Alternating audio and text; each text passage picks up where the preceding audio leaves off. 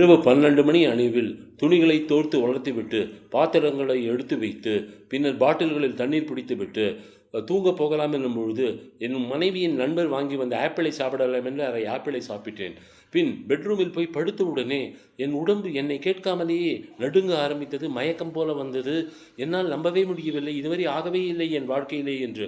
பிறகு சரி மல்லாக படுத்துக் கொண்டெல்லாம் வானத்தை பார்க்கலாம் என்பது மேலே பார்த்தால் மேலே பலகாமச்சியில் உள்ள ரேக்குகள் எல்லாம் அங்கும் இங்கும் ஓடுவதாக தோன்றியது.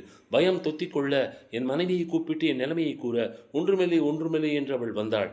பின்னர் அவளிடம் கூறினேன், நான் வாங்கி சாப்பிட்ட ஆப்பிளை வாமிட் பண்ணிவிடுகிறேன் என்று போய் 10 முறை முயற்சி செய்தேன், வரவில்லை. தலை சுற்றல், என்ன செய்வது என்றே தெரியவில்லை. கடைசியில் என் மனைவி என் காலை பிடித்து விட நான் ஓரளவு பயத்துடன் பீதியுடனும் உறங்கிவிட்டேன். பின்னர் காலையில் எழுந்தபொழுது தெளிவாக தான் இருந்தது. உண்மையிலேயே இன்று மனதில்தான் மரண பயம் இருக்கும். நேற்று அதாவது உண்மையிலேயே உடலிலேயே மரண பயம் வந்துவிட்டது. என் அந்திம காலம் வந்துவிட்டதோ என்று உண்மையிலேயே நான் பயந்து விட்டேன். ஏனென்றால் என் பேரனுக்கும் என் பெண்ணிற்கும் நான் ஆன்சரபிள் அல்லவா. நல்ல வேளை கடவுள் காப்பாற்றினார். நன்றி இறைவனே, நன்றி.